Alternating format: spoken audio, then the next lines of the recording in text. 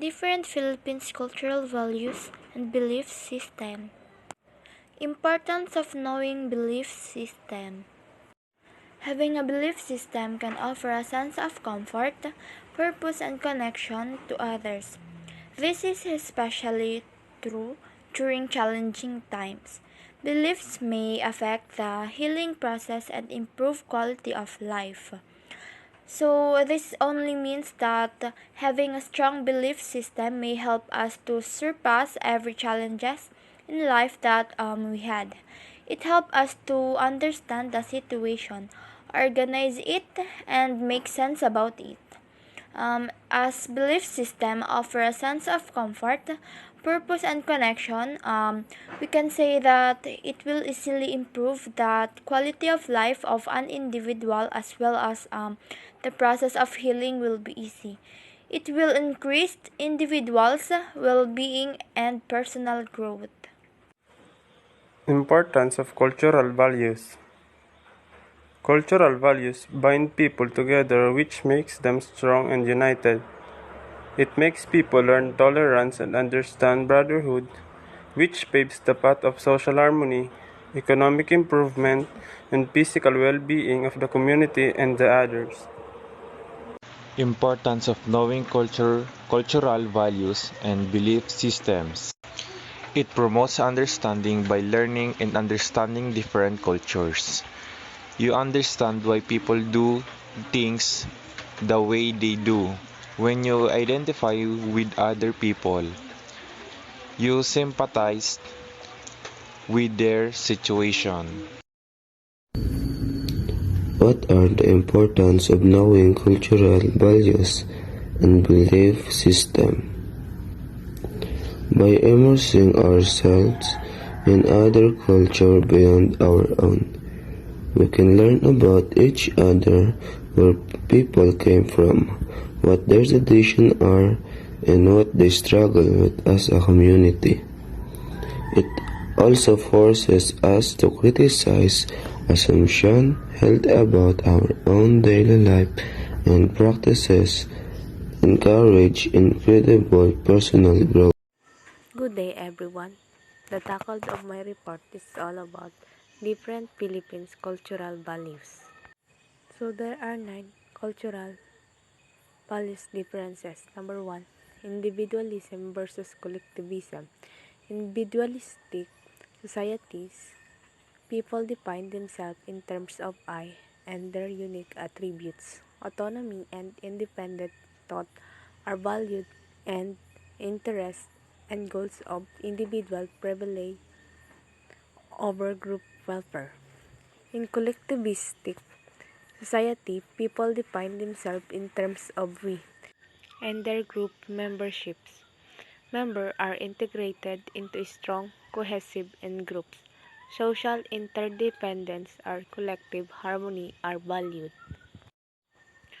So, sinasaad dito na ang mga miyembro ng mga individual na kultura ay malamang na mag-isa sa mga aktibidad at mga pakikipag-ugnayan sa lipunan ay mas maikli.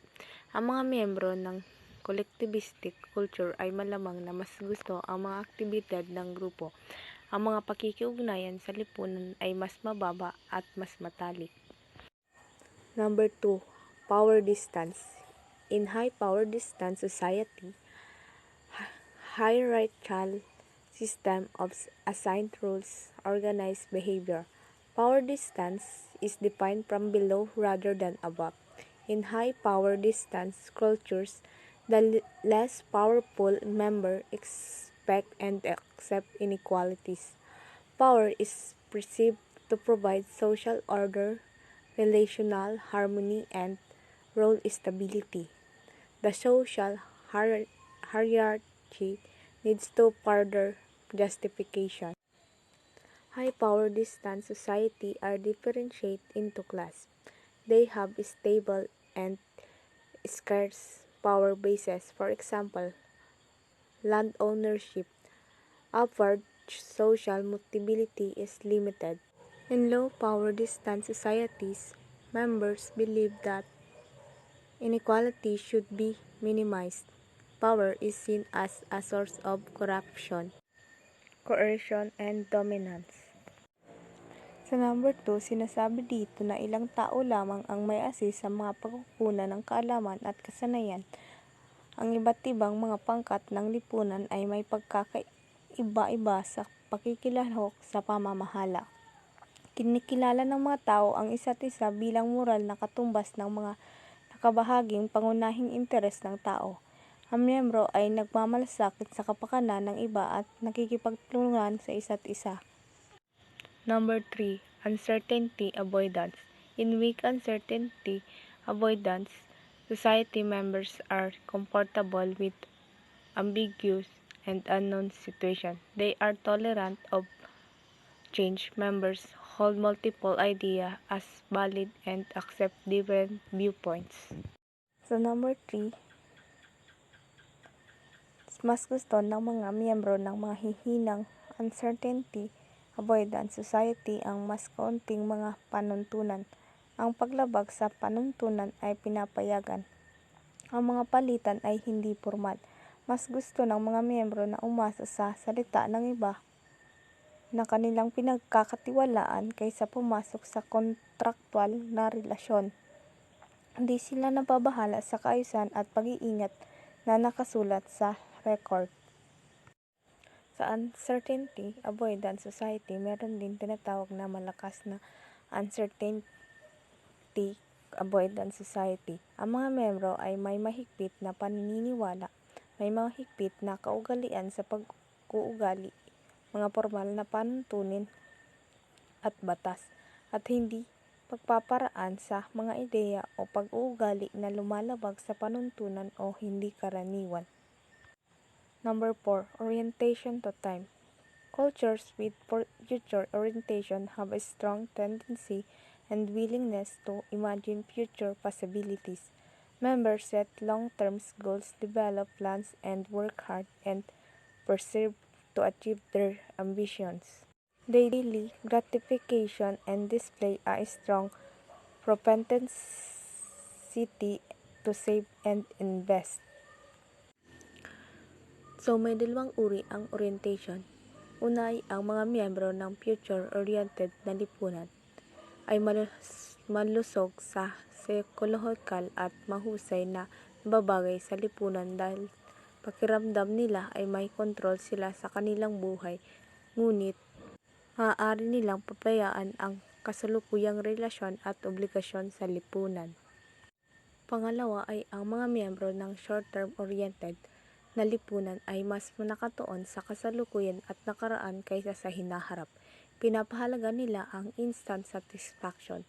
Ang mga miyembro ay gumagastos ngayon sa halip na mag-ipon para sa hinaharap. Nabubuhay sila sa sandali ito at hindi nababahala sa nakaraan o hinaharap na pagkabalisa. Number 5, gender egalitarianism. Biological constraints and childbearing have long dedicated societal norms about the roles of men and women in many societies, but outside childbearing sex role distinctions are purely social constructions. Society differ with respect to extent to which they define different social and emotional rules for males and females. So, sa mga kulturang low gender egalitarianism, ang mga tungkuling panlipunan at emosyonal ng lalaki ay iba sa babae. Ang mga lalaki ay mapamilit, matapang, mapagkumpetensya at matagumpay.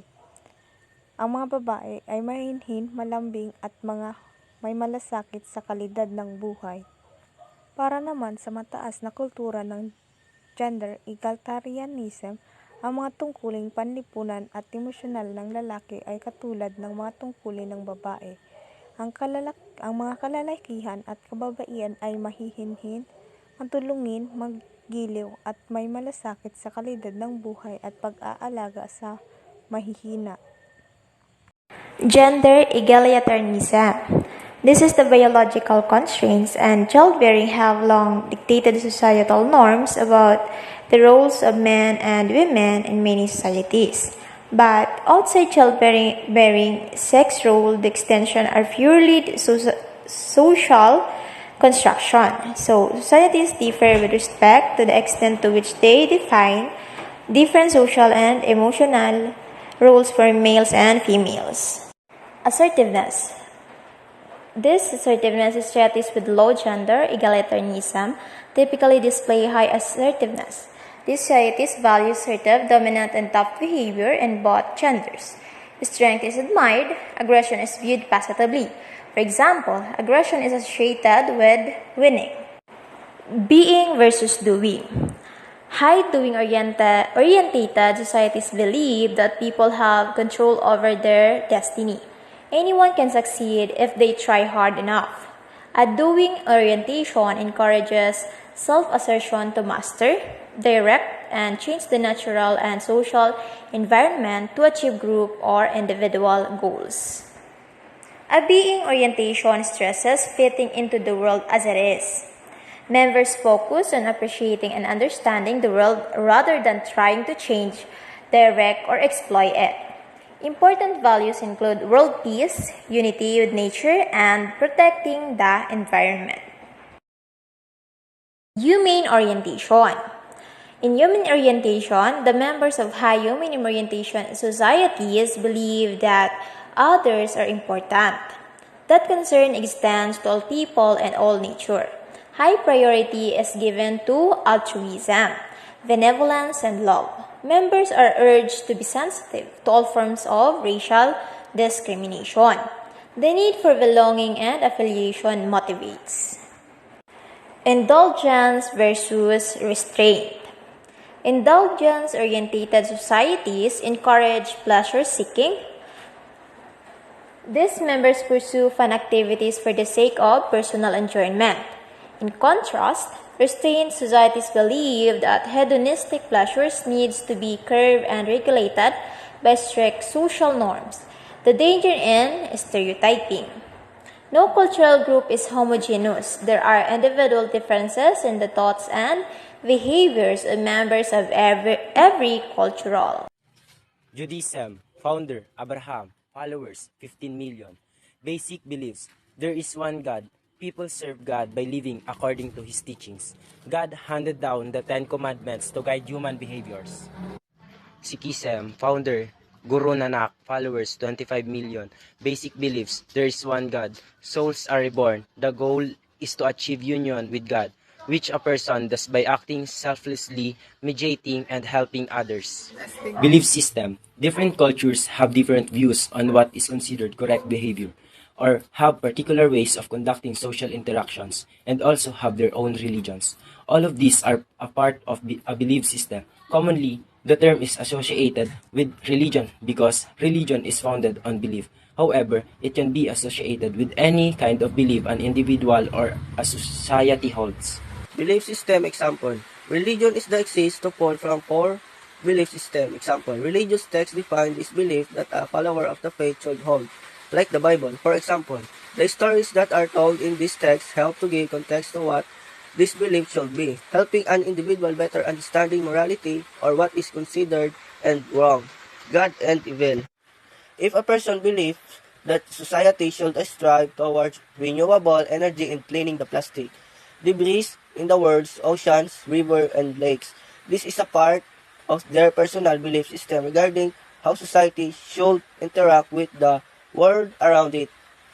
Advocating for change to help the environment is one example of a person and political beliefs system. Set of beliefs. There are so many set of beliefs that have helped philosophers theorize on the human experience, such as representationalism, functionalism, interpretationism. Each of these belief systems seeks to explain how humans interact with the world, how and why society functions, as well as the complex internal world of each person. In general, they are considered philosophical belief systems. Representationalism is the theory that humans experience representations of the outside world, rather than the outside world itself. This means that when someone grabs a rock and throws it into a lake, they are experiencing an interpretation of sweetness of the rock through their hands, an interpretation of the ripples the rock makes when it hits the water through their eyes. They do not experience the actual smooth rock itself. or the actual ripples in the lake. Humans then do not experience the actual physical, real world, but rather they experience the representation of this world through their senses. Functionalism is the theory that all aspects of human society exist only to serve a function, though indispensable for society's survival. This means that things like religion, government, community, etc.